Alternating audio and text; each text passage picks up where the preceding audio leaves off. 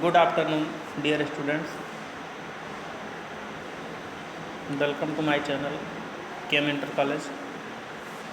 कक्षा 12 ज्योग्राफी से चैप्टर 3 हम आपको पढ़ा रहे थे।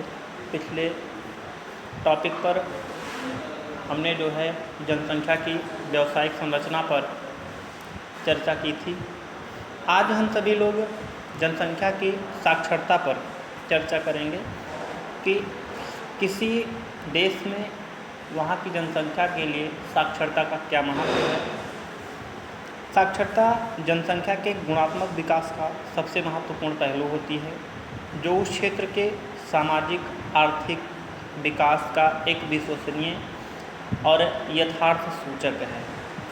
साक्षरता के माध्यम से ही गरीबी उन्मूलन, मानसिक स्वतंत्रता, शांति एवं मैत्रीपूर्ण अंतर्राष्ट्रीय संबंधों के विकास के लिए स्वतंत्र लोकतांत्रिक विधा की व्यवस्था पूर्ण होती है।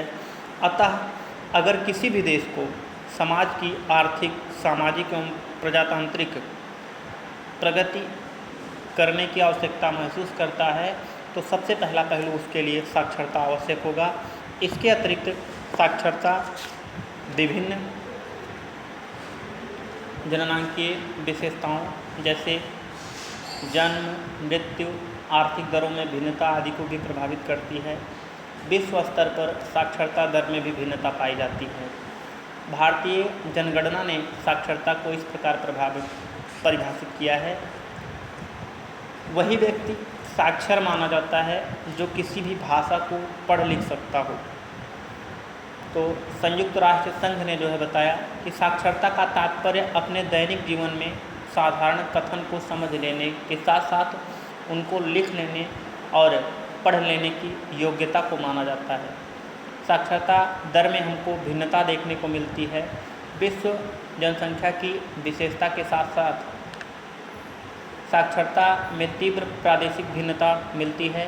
यही नहीं बल्कि अगर कोई भी देश साक्षरता की दर को अच्छी रखता है तो उस देश में भी साक्षरता की दर हमें भिन्न मिलती देखने को।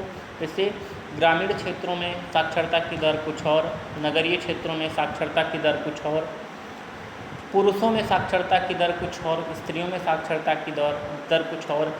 सामाजिक ढांचे को अगर हम देखेंगे तो सामाजिक ढांचे में हमारे कुछ संप्रदाय धर्म विशेष होते हैं, वहाँ पे साक्षरता की दर कुछ और होती है, और व्यावसायिक वर्ग में साक्षरता की दर कुछ और होती है।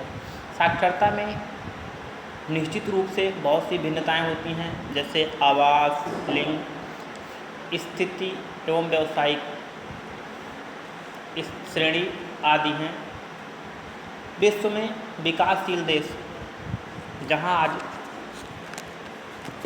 साक्षरता के लिए प्रयासरत हैं, वहीं पर कई ऐसी घटनाएं जो हैं घटित हो रही हैं उनके साथ, जो उनको पीछे भी ले जाने का काम कर रही हैं, उनके विकास को प्रभावित कर रही हैं। जैसे अगर समाज शिक्षित होगा, चेतना युक्त होगा तो किसी धर्म, संप्रदाय, जाति विशेष में आपसी वैमनस्य में नहीं उलझेगा।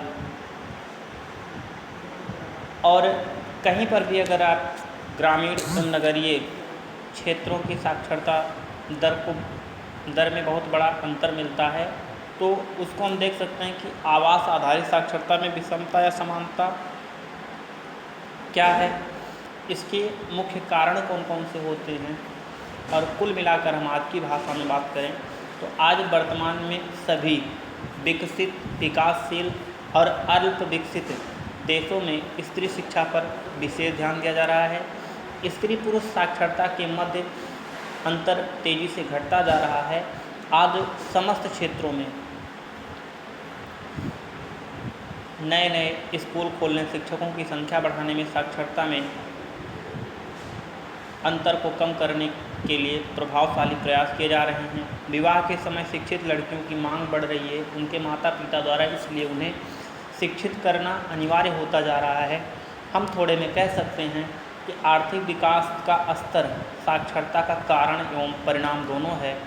अतः भारत में साक्षरता की दर 7 वर्ष से आयु के अधिक वाले जनसंख्या में उस प्रतिशत को सूचित करता है जो पढ़ लिख सकता है और जिसे समझ के साथ साथ अंकगणितीय परिकलन करने की भी योग्यता हो।